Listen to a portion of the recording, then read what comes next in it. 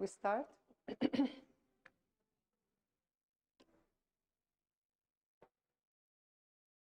Good afternoon, everyone. Thank you for being here today, for sparing this time to study with me, the children, your students, and everybody's children.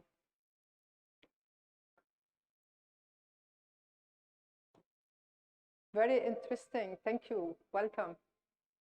Please join us. It's all about you guys. This session is all about you teenagers. Yes? It's all about us. Yes, absolutely. Absolutely. Have a seat. Have a seat. You will be interested to listen what we're going to talk about you. And teachers, thank you for making it again today. Thank you for being here. You also are a teacher? A mom. Okay, good. So we will start with our childhood and adolescence without emotional constraints. When you read this, you would think I'm promoting no boundaries for children, no rules, no discipline, which is completely the opposite. When we say no emotional constraints, it means we are allowing them to express themselves, we are allowing them to feel, and we are allowing them to be themselves.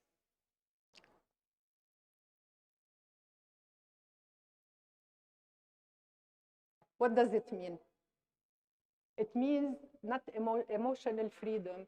It doesn't mean they cannot say what they feel.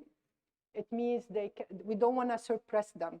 We don't want to help them to hide. We want to help them express, say what they are feeling, and name it. And the most important part is name it. We are going to talk about it in a later slides. What does it mean, naming the feeling? When we say structured space, it means we want to allow them to, again, to feel, and we want to guide them how to feel. It doesn't mean we change their feeling, but we let them understand the feeling, because as teenagers or as children, they don't understand what they are feeling. They can say, I'm bored. They don't know what means I'm bored, because they heard it. And as you remember, we spoke last time how we program them, us as parents or as teachers or as grandparents or family. We program them how to think and how to feel by our behavior and by our attitude. So they don't know the word, especially the little ones. They don't know what it means, bored. They heard it, and then they start repeating it, and they connect it. They make the link between certain things, excuse me, and they start repeating it. So this is one of the way we will guide them how to feel and how to name the emotion. When we say here emotional freedom, it doesn't mean, as I said, no limits, no boundaries. There will be boundaries, there will be limits, there will be discipline, there will be rules, but we will guide them into this. What does it mean when we don't help them and they start suppressing their emotions? This is what it is going to lead. It will lead to silence. It doesn't mean they will stop feeling it. They will keep feeling it, but they will start hiding it. So they hide from you. And since we have the young two gentlemen here, you are going to stay with us, and we are going to ask you so you can confirm what I'm saying, okay? They start becoming perfectionists, because they want to do perfect stuff, so they are not judged, they don't complain about them. And avoidance, many of the teenagers, here we're talking more about teenagers, not about the little ones below 7 years old. And aggression. I deal with a lot of teenagers who have severe aggression because they are so angry, and the anger becomes becomes so strong that people or the parents start saying, or their doctors or the family, they start considering that this person is, he has this attitude or he has this personality. But it is simply because the suppressed anger that the children accumulated, especially from younger age, it reached a point where it becomes really, they become really aggressive. Withdrawal, many of our children have this withdrawal, many of them. They don't want to deal with anything. They hide in their rooms. They hide from their friends. They hide from going out with their friends. Even at school, you can see them, teachers, you can confirm, you can see them sitting in the playground on their own. They don't want to talk to anyone. They eat alone. This is when they are fully suppressing their emotions. So they withdraw from activities and from home.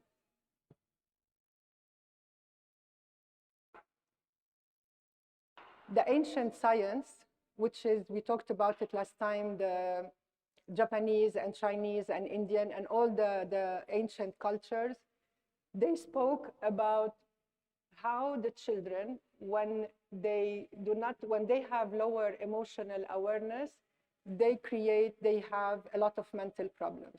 And now, Harvard Science School or University, they confirmed it.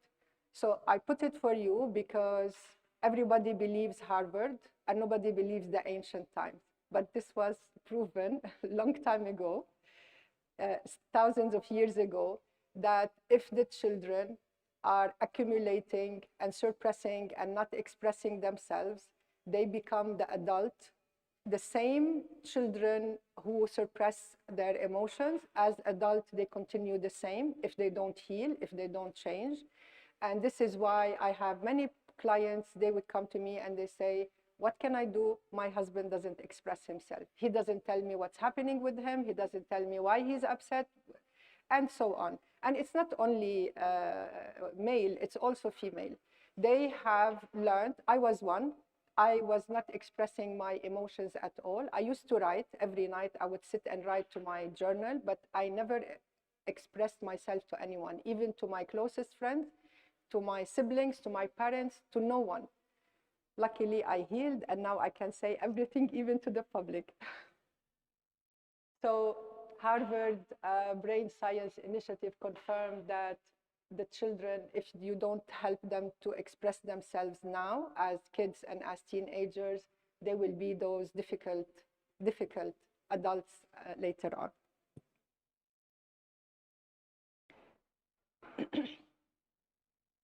And we talked about it also last time. The question we pose and the question we teach our children to ask themselves, or we ask them, will help them a lot to express themselves. So if we say, why did you do that? It's gonna close and they will just say, because. And some kids, they just say, I just did it. Or they don't even answer, they move the shoulder. But if you teach them and you try to ask them yourself, what were you feeling before it happened? Then here you're opening the space for them. You're opening the floor for them to express and to talk and to say what it is. I can give you an example. Let's say the kids, they're fighting, and then one hit the other. So you come to the one who's hitting and you say, why did you hit him? I just hit him. But then when you tell them, what were you feeling before you hit him? He will say, he made me angry, or he made me sad, or he made me whatever feeling. So you teach them to start expressing themselves.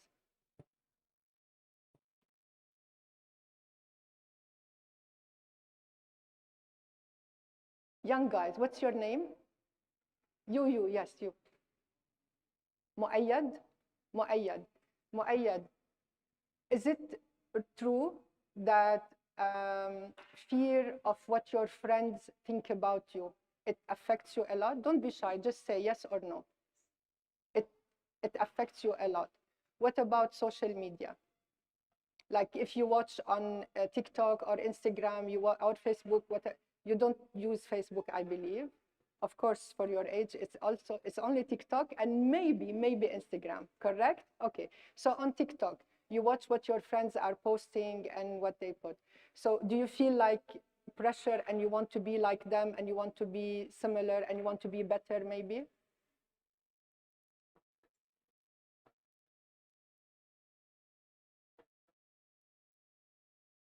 Okay, good, well done.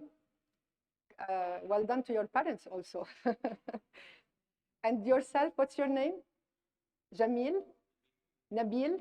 Okay, Nabil, do you feel the same pressure from TikTok?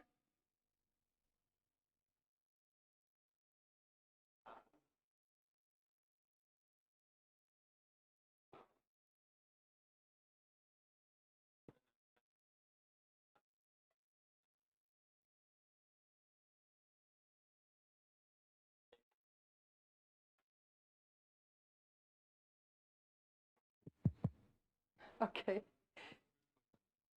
I wanted to, yes, thank you so much. I wanted to know if when you watch social media, which is, let's say, TikTok, you feel you are pressured to either do like your friends, what you're watching, what they are doing, or to be even better, or you hide. Like, which one is you?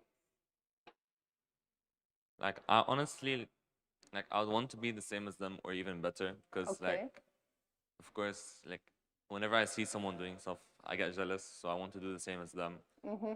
But then also, there are stuff that I want to, like, hide away from because, like, it's different for, like, different things.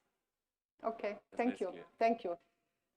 This is what I wanted to show everyone as parents here and as teachers. The pressure, the peer pressure and the peer judgment from their friends is really, really affecting all our teenagers these days. Even the younger one, 8 years old and 9 years old, they're also being affected by these social media. And very important to know that whatever we see on TikTok or Instagram, on all the social media platform, they are not all correct. This is very, very important to know that not everything you see, not everything you watch, it's true. Even if it looks so true, it's not. Because as you know, with AI now, people can put anything. Well, where Alessio disappeared. Alessio is the expert. He's the expert in this. He can create within seconds any picture, anything, any sentence. And this is just to show you that not everything you see is true. This is very important for you to keep paying attention to that. Reward and novelty, we know that teenagers and even kids, they love to be rewarded. So they did something good, we say, well done, I love you, I'm proud of you. They love to hear this. But this should not be said just for anything and everything, because then they don't differentiate between when they did well and when they didn't. Because if you tell them, I'm proud of you for everything they did, of course, they will not know. Discernment for them in that is very important, what is really to be rewarded. Social comparison, they just talked about it. They always compare themselves to the others. But the worst is when we parents or teachers compare them to their siblings, to their cousins, or at school to the other students. So when you say, look at your sister, she did this, why don't you do the same? See, Monica, stop it. Don't do it anymore.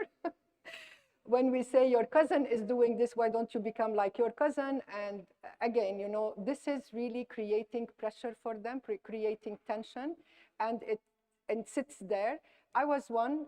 They would always say, why you are not like her? So I was the role model, and I hated it actually, because everybody, all my cousins, they were complaining that their mom will tell them, be like her, not because I wanted to be, but because I was the obedient, not because I wanted to be this, but I don't want to use the word forced, but somehow like whatever my mom would say, I would say yes. I wanted to please her. I wanted to be the good girl. So I was the obedient girl. But I was suppressing a lot of emotion, and I I think if I remember correctly, the first time I allowed myself to express myself and to say how I feel and what's happening with me, maybe I was 35 or more. So I was that obedient child, and I continued to be the obedient wife, and then the obedient employee. Even when at work I do the work, but then someone else take the credit, I would just let it go. Now I don't, but at that time I used to. So as I said, if we don't allow children to express themselves, they will continue to be this as adults, and they will struggle and they will suffer. Identity formation, this is very important. All teenagers, they go through this. Who am I? What am I gonna be? What am I gonna do? And then we put pressure also on them. You have to know from now what you're gonna. I did the same. I always told my daughter, what do you want to study? Mom, I don't know, I'll figure it out later. I said, no, you have to know from now. She said, no, I still have 3 years. I'll figure it out later. And I was putting so much pressure on her, and I was like, oh, why my daughter is like this? She can't plan, she can't think. It is, and she told me, I'm not you. And I said, when I was your age, I was this and that. She said, Mom, I'm not you. And it's true, not everyone is the same. Even my own daughter is not like me, and I'm not like her. So we cannot say, when I was your age, I used to do this, and when I was your age, I did that, because anyways, the era now is completely different than ours. And then apparently in the coming 2-3 years, it's gonna be even worse. And then later on, it's gonna be worse in the sense that things are changing completely. So the way we grew up, what happened with us, how we were raised, is not how we raised our children. And now the children who are being kids now, they'll be raised, they will be completely different. A couple of days ago, I was at the hairdresser. He told me, I still remember the principal at school. He said, my fingers are blue from here. And he said, teenagers, listen to this, because now this is not allowed. Teachers, we know it's not allowed, but in the past, the gentleman is about 50 years maybe. So he said he would be unlucky, the person that the teacher will tell him, stand outside the class because he's being a bad student. So this is the habit in Lebanon, apparently. So they would put the students outside the class because he's behaving bad. And he said, if the principal happened to be walking through the corridor and he sees you outside, then they take him to the office, and with the ruler, he said they would make them do their fingers like this. He said they don't hit you like this. They would tell you to do this, and then they would hit on the fingers.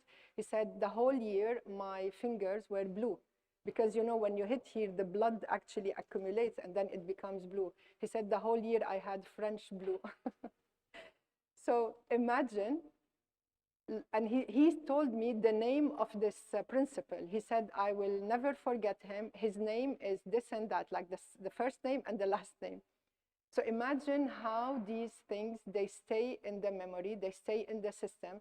If you ask him probably the name of his cousin, he probably doesn't remember it, but that teacher, because he made his hands blue, he would remember him. He said, I will never forget his name until I die. Imagine how important it is to really help them express themselves. And of course, if he goes home and he's been punished at school, he has another punishment at home because he did this at school. So because he's embarrassing his parents. So this identity for them is really important, to allow them to figure out, to express themselves, and to say who they want to be without us pressuring them. I see they like the story.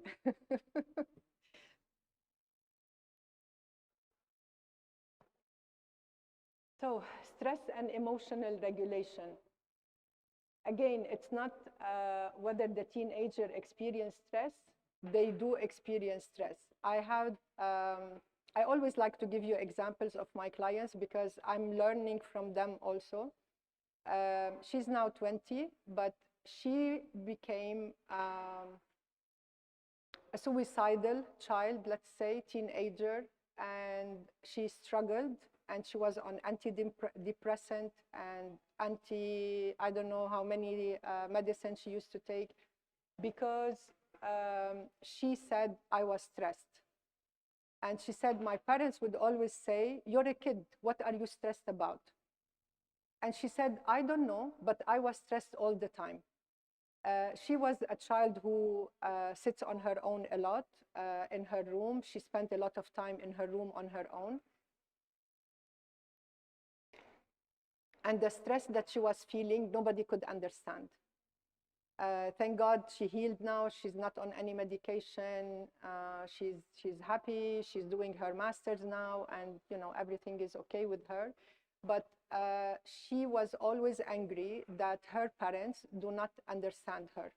And the parents were there somehow available, but at the same time they're not available. Why?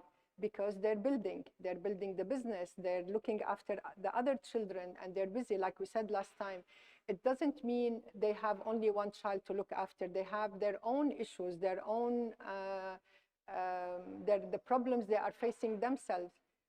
But the child doesn't see that. They see, I'm not getting the attention. I need the attention. You're not giving it to me. I'm depressed. I'm unhappy. I'm sad. I'm angry, and so on.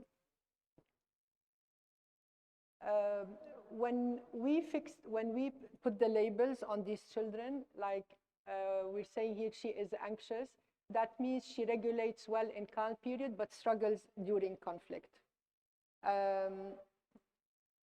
What's your name? You just arrived. Yes, Omar. Okay, Omar. How do you describe yourself when there is a conflict? Do you know how to sort it out, or you need help from your friends or from your parents? I tend to seek help within myself. Okay. I like to solve my own issues or my own problems mentally with just listening to myself, maybe being alone in my room or like being in a library. It helps me to calm down and really understand my mental health and mental issues. Okay, nice, good, good. Your friend, can you say your name again and tell us how do you deal with conflict and with tension? Nabil. Nabil. Basically, how I deal with conflict is that I like to tell a friend, and I like to receive like advice from them. And then I take the advice and I put it with my own solution, and I figure out the best plan on how to deal with that conflict. Okay. And do you think if you tell your parents, they will help you, or no, they will not understand you? Honestly, most of the time, it's because I like to share with my parents. I don't like to hide from them. If I share, they would be against anything. They just say no need to do anything about it. Just drop it and forget about it. It's because most of the time it's not important. Yeah, it's most of the time it's most social media, and they're leave it alone. You can they also tell me give me your phone, because I can focus on other things as well. So yeah. Yes, but I would like to say something here. Sometimes, depending on the case, depending on the subject, sometimes the advice from your friends who are your age is not as important as the advice from your parents, because he or she has the almost same experience as you, so they cannot give you really the right advice. It's better to get from an adult. Could be a sibling, could be a cousin, could be at school, your supervisor. It's always good to ask an adult. I'm not saying don't ask your peers, your friends. It's nice, it's important, so you can express it. If you really feel your parents cannot, I'm teaching my clients who are your age and a little bit older to have the courage to teach their parents how to ask them and how to talk to them. So because your parents, as we said, we already have our upbringing, we already have our issues, we already have the programming that we have already. If we don't know how to communicate with you and we don't understand you, because you are smarter and because you have knowledge and you have all these knowledge on internet, you can get anything. You can teach your parents how to deal with you. You can teach them by telling them, I feel this, which we're gonna get to in a minute. I feel this, I feel that. Can you help me with this? Even if they don't, at least you tried. At least you opened the door for them to help you, because many parents, they don't know. They think, like I said a while ago, when I grew up, I didn't even did this and did that. My dad wouldn't allow me, or my mom wouldn't allow me, or we grew up and look at us, we're good. Like one parent told me, these kids these days are like spoiled. We grew up, all of us living in one room. Now each one has their own room. I said, yes, but that era is different than this era. So teach your parents how they can help you, and I promise you, they will listen. If you tell them, not when there is a really major crisis, when you come and talk to them without any major crisis, just talk to them, you will see they will be able to help you, because no one will help you as much as your parents, because no one cares as much as your parents. Yeah. Okay? It's also that I opened the door for them a lot of times before, and most of the time they just shut it. So Try. it's just You what will happens. learn now a few things. Try this way. Okay? Yeah. Thank you. Thank you.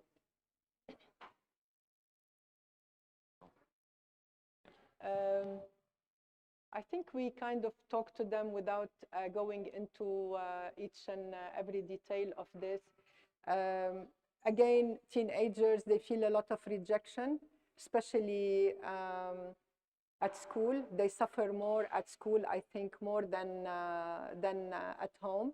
At home is actually when they don't feel they are rewarded, when we don't tell them, I love you, I'm proud of you, they feel rejected, they don't feel appreciated. And this is one of the problems that we really, as parents and teachers, we need to look at and deal with.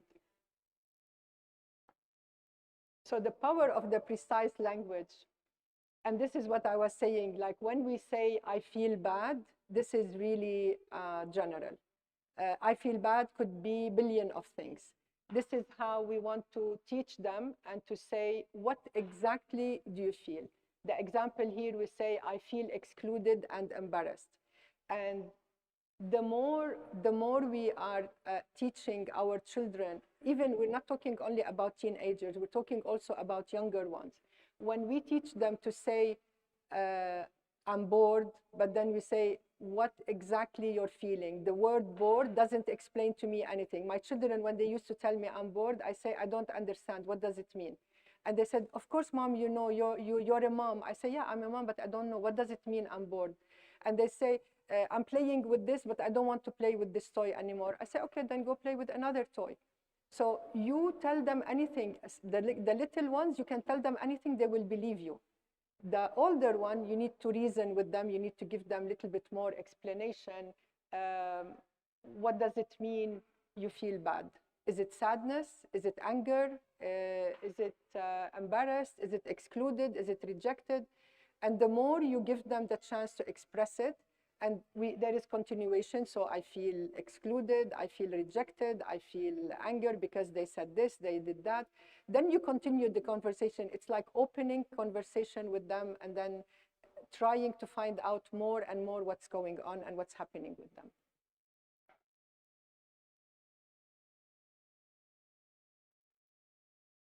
My children, when they used to cry, I would say, crying help, keep crying.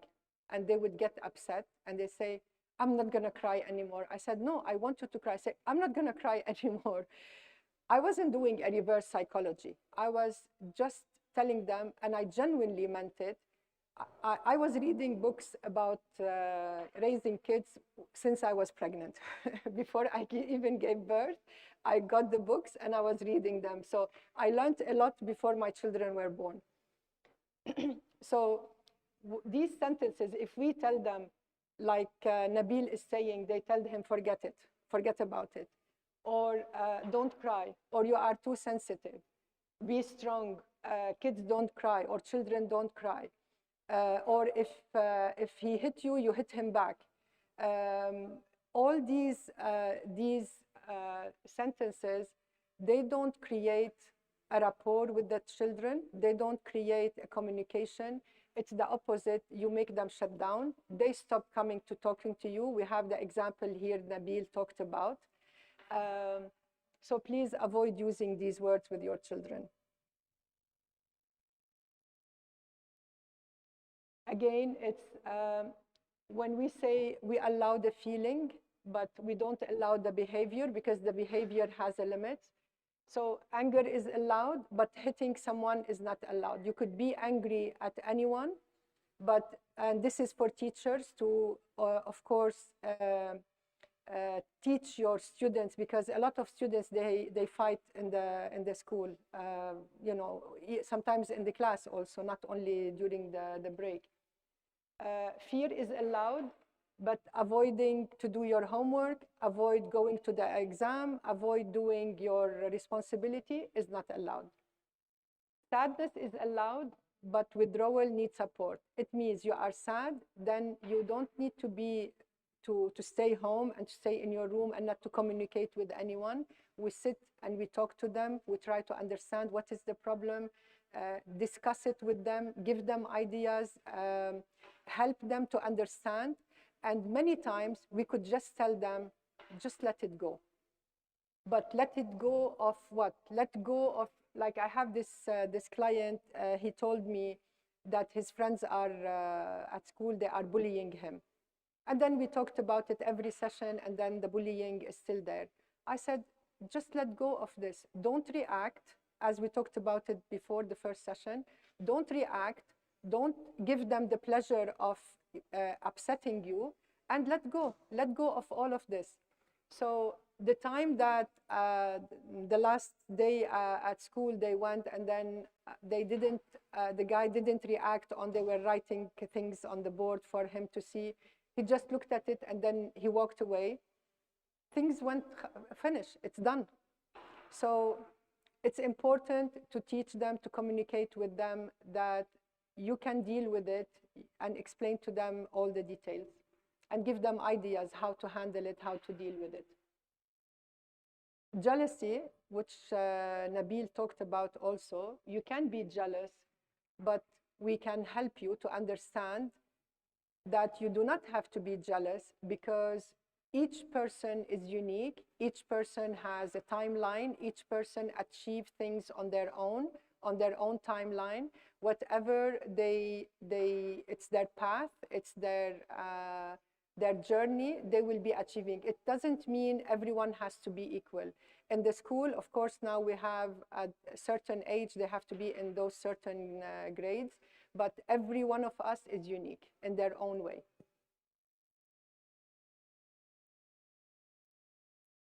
That's also Harvard. We're talking a lot about Harvard here.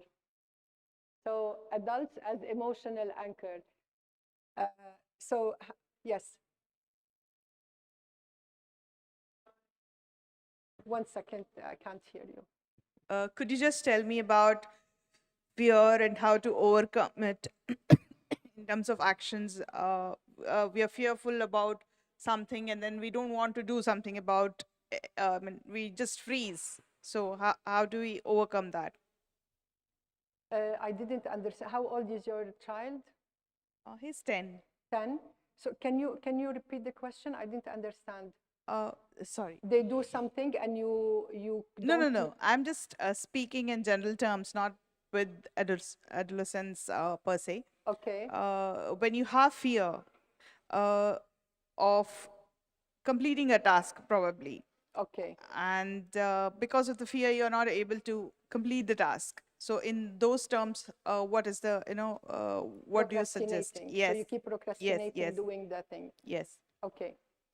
So procrastinating is stemming from fear of not doing the right job, fear of not delivering the right information if you're talking about work. You need to go back to ask yourself, what is the exact fear? And when you understand it, when you are aware of what it is, you need to take a few steps. And the steps would be, the first step is you take small steps every day, and you put your your mission for that project that you want to achieve is what is urgent. So it's not what is important. You start with what is urgent. So you do the urgent one, and you take every day one step. You don't need to do 10 steps a day, one step. Within a week, you already made 7 steps. And those 7 steps, once you achieve them, because when you're halfway the work, you will finish it. It's the difficult part is those first steps. When you do every day one step and you put in your mind, your intention is, I will take one step today. And you keep reminding yourself. You can write it on a Post-it note, put it everywhere in the kitchen, in the room, in the toilet mirror, everywhere, on your phone, to remind you that today I'm taking one step. And the following day, the second step, and the third step. After that, you will just achieve it, because that fear of whatever it is, it's gonna clear. Because when you take the first steps, it's clearing. Did I answer your question? Thank you. So we give our children and teachers, our students, the children borrow calmness from us. So if we are agitated, and we spoke about it, I think last time in a long discussion, when we are calm, they mirror us. When we are angry, they mirror us. When we are nervous, they mirror us. So when we want them to be calm, so we sit us first calmly, if we talk about teenagers, and so they feel we are calm, so they have the courage to talk, they feel safe, they can express themselves. Little one, we said last time, you sit, you put them on your lap, facing you, and then you hug them, so they feel safe, and then your calmness will make them calm automatically. For teenagers, you show them you are calm. Not only you show them, because they feel it. If you're pretending you are calm, they will feel it. So you really need to be calm. So a shouting adult cannot teach calm. A shaming adult cannot teach emotional safety. So when the parent or the teacher will keep, pointing at the teenagers and telling them you did this and you shouldn't do this and all of that, so they will not learn from you safety. The opposite, they will withdraw. And a dismissive adult cannot teach self-trust. So like Nabil said, his parents will tell him, leave it, let go, don't do it, it's not important, and so on. So now he doesn't trust to go and communicate with them, because he needs his friends, because his friends will be helping him more than his parents, because he tried it, he said. Right, Nabil? But we're going to talk later, and I'll tell you what you're going to tell your parents, so you can really communicate with them again.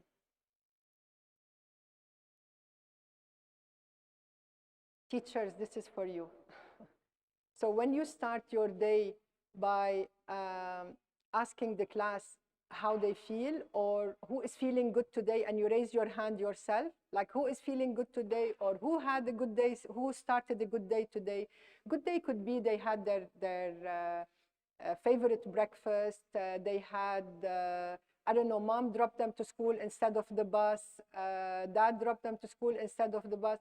Anything for each child, it would be different. So when you start your day like this, by telling them, I started a good day today because I had, I don't know, let's say a muffin. And you tell them each one to start this. It will not take 5 minutes of your class time to do this. You will set the tone.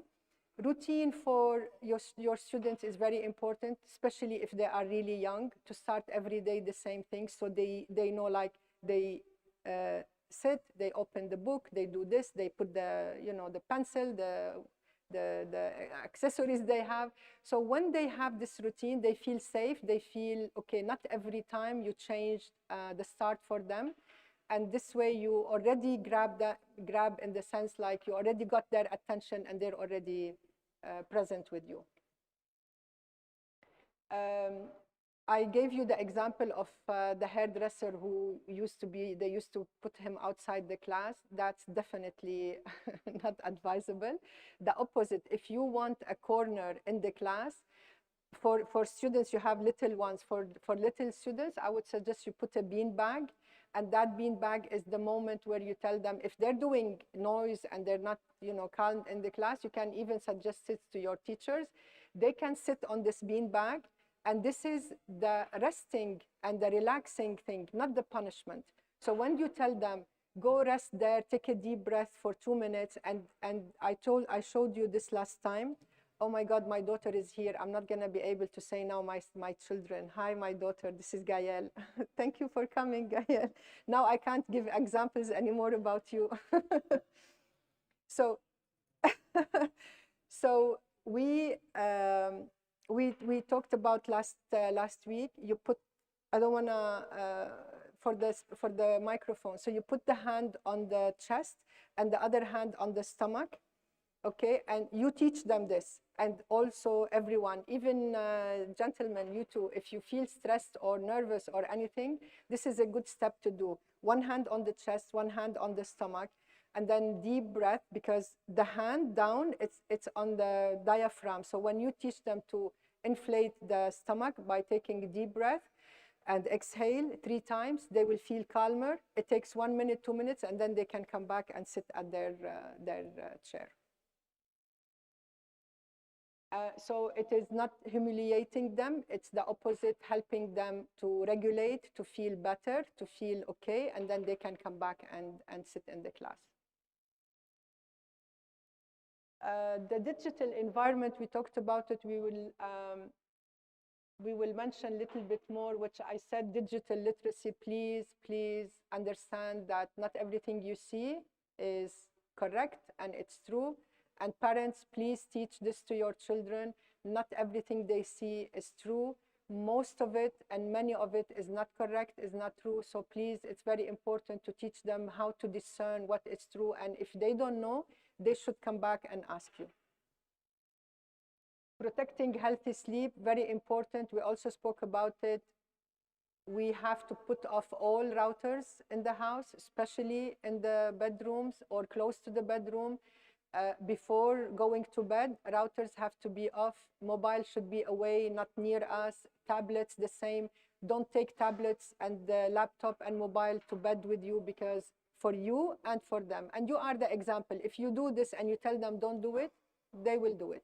So you need to be the example for them so they can follow. And young gentlemen, please, this is very important. I know it's not easy for you, but make efforts not to keep your phones with you when you go to bed. Keep it away from you, because it will keep hitting on your nervous system while you're sleeping. So you will not have good sleep, and in the morning you will be tired.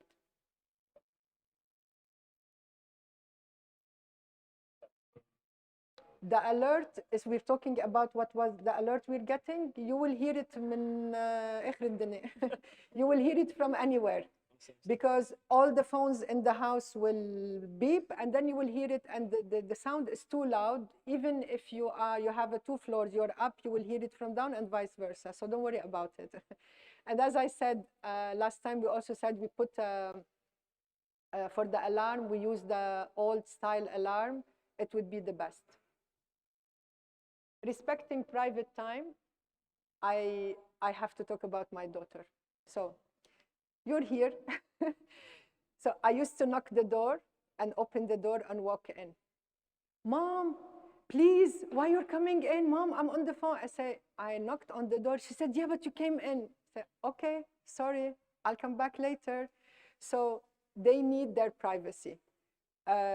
It's important for them. I couldn't understand why it is upsetting her that I knock on the door, because for me, I made, like, my mom never knocked on the door. My mom would like, chook, and then walk in. Would never knock on the door. I thought I'm doing well, I'm improving, I evolved. So I would knock on the door, open the door and go in, and she would go crazy. Correct, Gael? She's embarrassed now. She can deal with it, she can handle it. Sorry. So we have to respect their privacy. They could be talking to someone, they could be, it's just a feeling for them. It's like they want their privacy. It's simple, it's nothing big. Let's just do it. Give them that privacy. For those who are really stressed a lot and have anxiety, it's very, very, very important to encourage them to do a hobby, but no performance. And the hobby could be anything as long as it's not going to be posted. Nobody's going to compete with them. No one's going to see if they did well or not. Could be anything from photography to painting, to gardening, to cooking, to anything. But as long as there is no rating, nobody will see it. They will just do it to enjoy it. And the key is here to ask. You ask yourselves, if I do it and nobody is watching and nobody will rate it and nobody will judge it, am I going to still do it? Am I going to still enjoy doing it? If yes, this is a hobby that has no performance. And this way, you will enjoy it, you will have fun, it will ground you, it will help you to let go of the stress and of the anxiety, and you occupy your time and you don't have that withdrawal.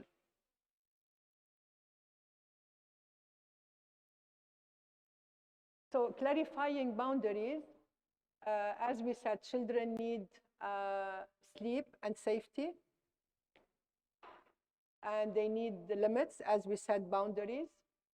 Accountability, it's important that if they do something bad or wrong, we have to explain it to them and we have to make them accountable for it. It's not like they can and they're allowed to do anything. If they hit someone, there is, I don't want to use punishment, but there is consequences of that. So they should understand this clearly, because we are not animals. We don't live in a jungle. We are humans, and we have to be respectful to each other and with everyone. Even with siblings, we don't do this. So these are the rules and the boundaries that every parent and teachers also have to create for the students and for the children. The goal here is not to indulge them emotionally. Not excusing every reaction. As we said, we tell them what they did wrong and what they can do and how they can improve it. Explain to them emotionally how they express themselves, and practical regulation skills, which we're going to talk about later. I think I'm going to brush through this quickly. It's the feeling, we feel it. And then we allow our children to feel it. We allow them to feel angry, upset, sad, worry, all of this.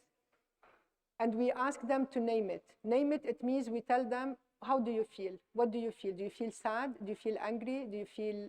So let them express the word and say exactly what it is. We will go to the next exercise where it says exactly how to do it. And then we locate it. It means we tell them, where do you feel it? Do you feel it in your stomach, in your shoulder, in your face, on your eyes? Where do you feel it? Because every part of our body tells us what is the feeling is about. So if we say the stomach, when my children used to say, I have stomach pain, I used to ask them where, up or down? And they say, Mom, I have pain. It doesn't matter where. I said, no, it matters. Where is it, up or down? What is the difference?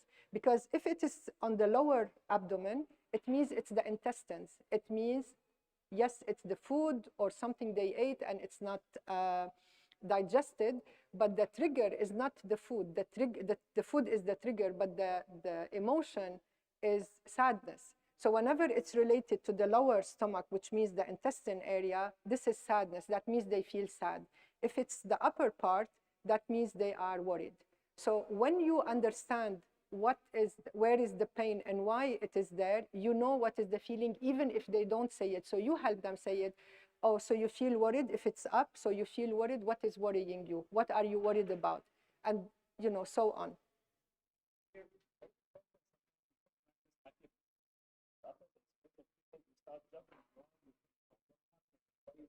Exactly. This is to avoid completely. And this is why when you are calm, when you sit and talk to them, you being calm as adults or as children is you have the capacity to think, you have the capacity to come up with the right words. If you're nervous yourself and you want to finish it and go, you will not be able to communicate with them, because they could say something and you will not pay attention to it. And it's very important to look at their body language, like what are they doing, how, like where they're turning their eyes, where they're looking, like what they're doing with their hands. It's very important to read their body language, and this is how you understand what's happening with them. Do we have any questions so far? Ladies here, do you have any questions? No? Okay. And so we choose, after we locate where is the problem, we teach them how to fix it, how to repair it, what to do after that. We said earlier about emotional naming, so we ask them, for young ones, we ask them, are you sad, are you angry, are you lonely, are you embarrassed? And then for teenagers, usually it's rejected, ashamed, pressure, disappointed, guilty. A lot of teenagers feel guilty because, again, I'm gonna give example about my daughter. On a Thursday night, because I worked the whole day, I used to have 2 businesses, and so I'm interacting with people every day from 7 a.m. till like 12 a.m. So the weekend for me was like, I want to rest, I don't want to talk to anyone, I just want to sit and chill. So Thursday night for me is like pajama, on the sofa, relaxed. She would come and say, Mom, why you're home?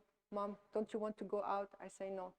Okay, Mom, do you want me to stay with you? That's her guilt, because she's going out, I'm staying home. She feels guilty that she's going out and I'm staying home. And I say, Mommy, please go, have fun. I'm enjoying my time. Mom, call your friends. Why you're home? Why you're staying home? And she would insist. I don't know why she felt guilty, because she's going out. No, she's all dressed up and she's leaving. That was when the weekend was Friday, Thursday, Friday. So she's already leaving the house, and she doesn't feel good to leave because I'm staying home. So her guilt was she can't have fun because her mom is not having fun. Now she doesn't care. She just opens the door, bye Mom, I'm leaving, and then she's gone. I'm so happy for her because she healed. If she didn't heal, she would have still sitting and then not going because she wants me to, and for me it was tiring to leave, because the whole day I'm working and, meeting people, and for me it was like really just chilling.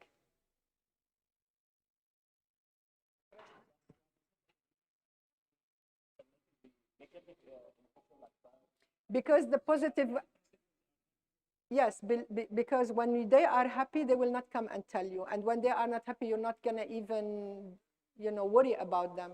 Usually it's because of the negative situation that you sit and talk to them. However, I had a routine with my children. Every weekend, we used to have few hours for us, whether a Friday or a Saturday. We had sometimes the whole day, sometimes at least for 5 hours. We eat together, either we have breakfast or lunch, and then we sit and chat and we talk about the positive and the negative. So if you have this routine to sit and discuss things, yes. But if there is a situation you need to teach them and you need to, or they want to discuss with you, then that's why we're talking about the negative one. But the positive is always important to create a place for it also, by having the family sitting together once a week. I like the once a week. Some people do once a month, depending on the age of the children, of course. But for me, when they were younger, it was like a must every week, no exception. And actually, they created some themselves, and which I encourage. They used to go, I have a daughter and a son, they used to go every Wednesday evening, they used to go out together. They would, that was their bonding. They expressed to each other, they actually talked about me, talked about their dad, talked about what is upsetting them. So that bonding was for them on a Wednesday evening. And sometimes they would ask me, Mom, come join us. I would say, no, just go alone, enjoy your time. And that exercise really created a strong bond between them. So now they work together. The practices, as I said earlier, if you have any questions here about parts of the body where they feel the emotion, please ask me and I'll tell you what it means. So additional to where they have the feeling, you can ask them about the emotion. Is it heavy? Is it hot? Is it empty? How do you feel? You feel restless? You can add these ones. These are just to help you with ideas how you can get them to talk. And then the sentence, the post sentence would be, I'm having a strong feeling. I won't act on it immediately. This is what you will teach them, that I have a strong feeling and the feeling is sadness probably. And then you teach them that they don't, usually the anger is like they don't have to act on anger. And this way they will not go and hit and they will not go and do stuff because they are learning to sit and to calm themselves before they take action. And the repair practice, this is all by Harvard. My part of the this, I'll tell you in a minute. So after the conflict, you will ask them, I felt sad, I felt angry, I felt this. And then I hit him, I pulled his hair, I pushed him, whatever. And next time I will not do this. Next time I will sit. Next time I will pull myself and go out of the room. Next time I will do this. And this is also at home, the same between siblings and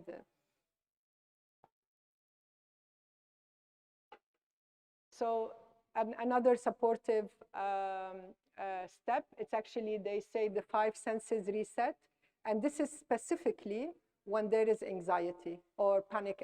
Panic attacks, actually, you cannot easily do this unless you are with that person having panic attack. But if you're having the panic attack yourself, it doesn't really work. However, we'll say what it is. So you name, because this will reset you, will make you be present and be in the present moment. So you look at 5 things, you name 5 things you see, like here, screen, books, laptop, water, you know, chair, whatever. 4 things you feel. I feel sad, I feel nervous, I feel sweaty, I feel I don't know what. So you name 4 things. 3 you hear. I hear sound of the kids, I hear mobile ringing, I hear water, I hear lift, I hear whatever. So you name them, exactly what you are in that moment. And 2 things you smell. You could say, don't go, the next one is very important for you. The next one is the more important. These are not important for you. Just you will learn something that you can practice at school when you need them. And then you say, like, you taste. Usually when person is nervous, maybe they taste something salty or, you know, whatever they taste at that moment. We talked about how you put the hand on the chest, on the abdomen, and take a deep breath, that the person will feel better. See, this is my part. This is the one I love. I appreciate what Harvard studies have done and all this explanation and all these mental understanding. But now we go to the practical that will help you anywhere you are. So one of the things that we said, if a child is sensitive or a teenager or us, adult, anybody, is to clear that sensitivity and to help ourselves to breathe. We put, please, let's do all together. You put your right hand on your right rib cage, right hand on the right rib cage, this hand, yes, and the left hand on the collarbone. And try it, and you will see. Usually, when you do this, you will feel like you're fixing the way you sit because you feel you want to lift your chest, you want to breathe. This will help you to breathe better. Smokers, this will help you to reduce smoking. I didn't say quit because you need more than that, but it will help you to reduce your number of cigarettes or IQOS or whatever. And guys, please don't vape. Thank you. Thank God. So this is going to help you a lot to really open the chest and then breathe, and the lungs will open and you will feel better. Next one with anxiety and with worry, and to also breathe better, let's put all our hands on the collarbone, both hands together. It's like the collarbone and the dent here below. Yeah, put it on the dent. And you just place it. You don't put any pressure. You don't do any, no pressure. Just place it there. You could cross the hands if you like. If it's easier for you when you're laying down, maybe it's easier, but this is also very easy. This also for panic attacks. If anyone has panic attack, this will calm the nervous system immediately, because this will help the inhale and the exhale without any efforts by just doing this. And those difficult children or teenagers, let them sit and do this few times a day. They will feel calmer and they will feel better. And you can communicate with them actually. If they're agitated, tell them, sit down, put your hands here, and then you can talk to them. They will be listening, reasoning. You have a question? Yeah. Can you give some techniques to help the students, like for anxiety or stress to reduce in the classroom? You are a teacher? Yeah. Okay, well, how old are they? Grade 8 and 7 students. Like Oh, okay. some techniques. Some techniques. Yeah. This is one. So to calm the class, this is one. The important one for the class, we talked about it last week. You tell them, all of them, including you sit on your hands. So you do the hands like this, and you put the hands here, and you sit. Okay. So on the point between the leg and the butt, I can say that. So you can put your hands like this and sit, and have every single one of them sit like this for 5 minutes. You will have a calm class. No one will say a word. They probably will feel sleepy also. Okay. This is very important to calm the class. Somebody from last week sent me a message. I don't know if, no, it was a gentleman. He sent me a picture of his daughter. He made her, she's 5 years old. He told her to sit like this, and then he took a picture and he sent it to me. He said, this is working, it works. I said, of course it works. Inshallah, I will try. Yeah. Okay. So this is to calm them, to calm the whole class, so they're not making noise and disturbing, the class and so on. If any of them is really nervous, this, and one more thing is to hold the thumb with the pad of the thumb here. Okay. When they hold this, you can also have everyone, because if everyone is doing it, all of them, they will be calmer. And you need to show them, and you do it yourself. So they will follow you, even if they are grade 8. You tell them to do it. You do it yourself, and you tell them. The whole class will be calmer. Inshallah. Thank you. Thank you so Thank much. you.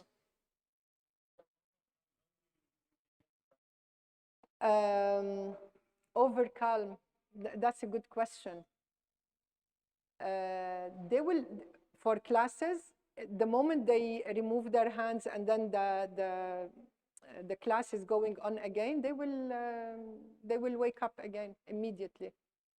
They can drink water. Actually, if the classes, I don't know now if classes allow, teachers allow students to drink water. Activating, actually, this is a good question. Thank you, Khaled. I learned your name today. It's going to come to me. 1 second. I'll answer this. So we talked also last week about holding the fingers, each finger for a few minutes. That also will regulate everything. We said this is for worry, fear, anger, sadness, and trying, efforting. So each finger for a couple of minutes, it will calm them down or will activate certain things, certain organs and emotions. I wanted to teach you something we call umbilicus. It's not really umbilicus, but for me to remember what it is. It's also especially for mothers, and when you are overwhelmed and when you are tired and like you have a lot of responsibility, it's important you do this step. So you put your hand on your shoulder. Moms, do it, please. Dads would work also for you, but, and the other hand is on the, sorry, it's my microphone. So one hand on the shoulder and the other hand on the neck. I thought it's me, it's not me. So one hand on the, and when you're sleeping, actually, when you're in bed on the side, this is very comfortable. It's like you're hugging yourself. You could be sleeping immediately. And I will say something. I know you will not believe it, but it works. Try it though. It will improve your relationship with your children. Big time, even dads. It will improve the relationship with the children because it connects. We all know, we as mothers, when we give birth, whether C-section or natural, they cut that umbilical cord. That physical umbilical cord is cut, but the energetic one is not cut. It's there for life. So when you do these steps, there are 3 steps I'm going to show you. When you do this on a daily basis for like 10, 15 minutes every day, your relationship with your children will improve. And scientific parents there, Marwan, please try it. I promise you, you will have a good communication with your children. Try them, just test them. I was a skeptical myself long time ago. So I'll teach you the 3 steps. So let's put the one, because we can do both sides. So left hand on the right shoulder, right hand on the neck, opposite neck. And like we stay a few minutes like this, and then we move to the forehead on the same side. And then we put on the other side of the neck. When you're laying down, it's very, very comfortable. Try it and you will see. Okay?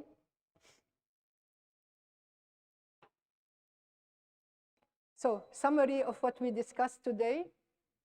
Emotional freedom means the ability to feel, name, and regulate, and not the absence of limits. It's very important to remember we are not allowing them not to have limits.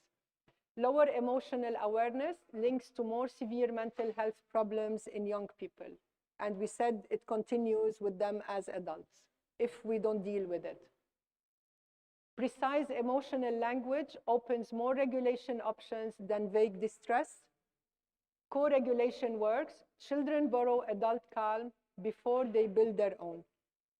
Support should follow the rhythm of stress. Teach before the crisis, not only during the crisis. Alternative practices, which I'm showing you, is complementary. We do not replace, if there is a severe situation, if there is a severe mental problem, we do not replace the advice or what doctors would give you. This is complementing and supporting. Don't count on it. Do it. It will help tremendously. For me, it changed my life. For my clients, it's changing their life. In certain cases, it saved their lives. But I have the responsibility to say it's just an alternative. A child who names emotions gains options. A teenager who understands emotions gains control. An adult who accepts emotions without surrendering boundaries becomes a regulator and not a judge. Thank you so much for listening to me. And we open for questions, answers, as many as you want. I'm happy to answer any question. And if you have, as we said earlier, any particular point in the body that you say it's to understand the emotion behind the pain or the feeling in the body, I'm happy to tell you what it is. Anyone has any question?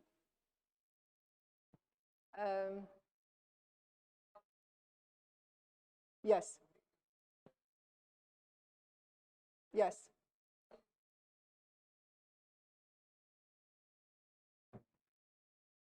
Have a conversation with them. Why he must take. بس حط الميكروفون ليسمعوا الكل. السلام عليكم. عليكم طلعت السلام. تتكلمين عربي؟ نعم. ما شاء الله. I want to ask for the children when he get bullied in the school. Yes.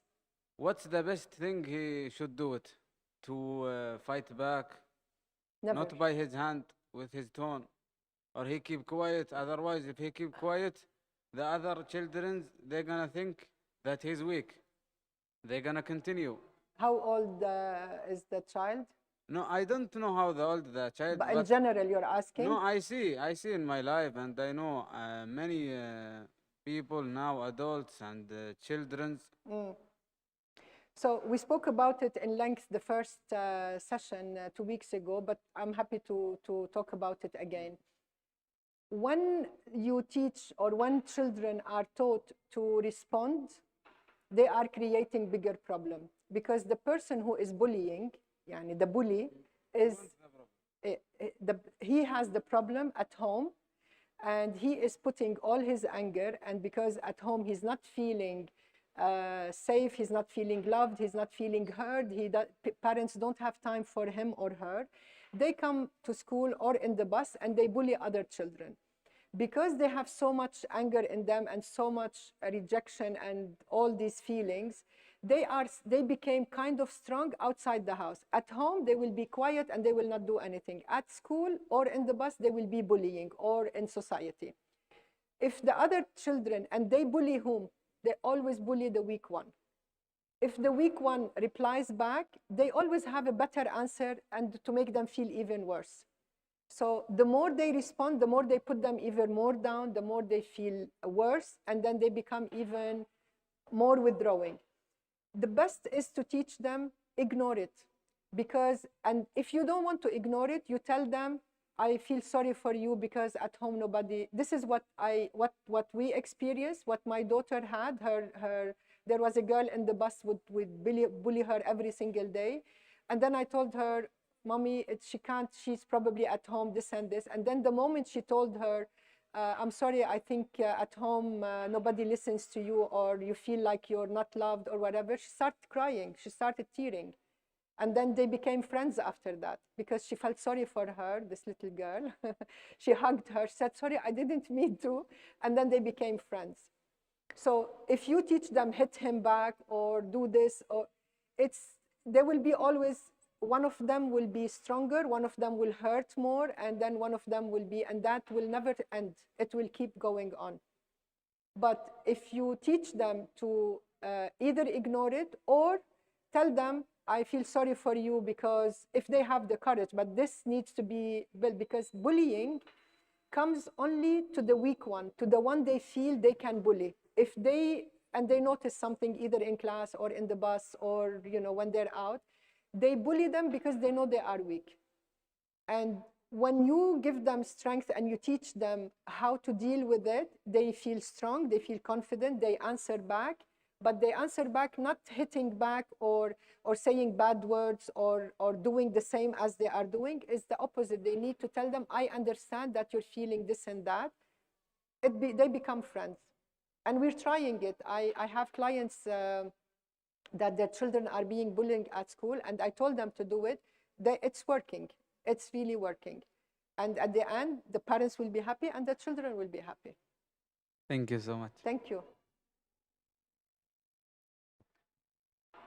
Hello, assalamu alaikum. Alaikum Yeah, salam. I have just randomly walking, and I have sit here uninvited, and I have just joined 5 minutes ago when you were telling how to sit, and I follow your steps and I feel a bit relaxed. Okay. Good. And now I have a general question. Maybe it is not linked to the today's topic.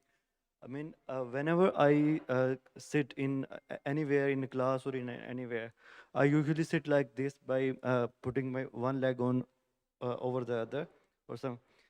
Is this the right way to sit for a long time? And second point is, whenever I stand, I put the weight of my body on one leg more as compared to the other.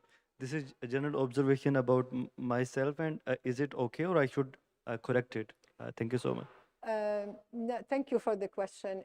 You don't need to correct anything. If you sit the way you sit, it means because you are more comfortable. But from this ancient art, it means you are balancing one side. So the side that you're putting your leg, it needs harmonizing. So you are harmonizing that side. And when you put more pressure on the other side, it's actually compensating for the healthier one, for the one that is tiring. So it's all for you to be aware that one side of your body needs more harmony than the other. So if you say it's like the left side, it means you need to harmonize your past. There are things in your past that are occupying your mind. So you need to work on them, let go, write about them, figure out what they are. And if it is your right side, it means your present. So there are things happening in your life right now, and you need to deal with them and look at them. This is what it means. Thank you. I'm so happy, Nabil and Omar and Luay. Muayyad. I'm so happy that you joined us today because first you have the courage. Also, we have three, my God, we have more. This is very courageous of you to come and attend such a talk with all adults and all parents and teachers. I'm really so proud of you. You are gonna get somewhere. Someone once told my son this, and he got somewhere, and I know you will, because when you work on yourself and you want to understand things for yourself, it means you are setting yourself to be really something and someone special. I'm very happy for you. Well done. Thank you.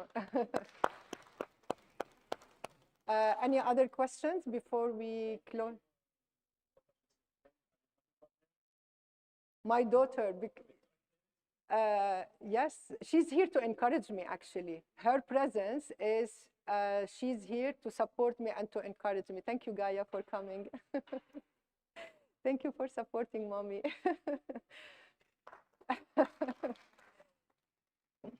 Thank you so much. I hope to see you on the 6th of June. Summer is at the door, and we want to finish the last session soon. So it's going to be on the 6th of June at the same time at 1 o'clock here. Please register online when they send you the invite, so we know how many people, so we set the space accordingly. It would be nice to know who is attending. Thank you so much, and thank you for being here today.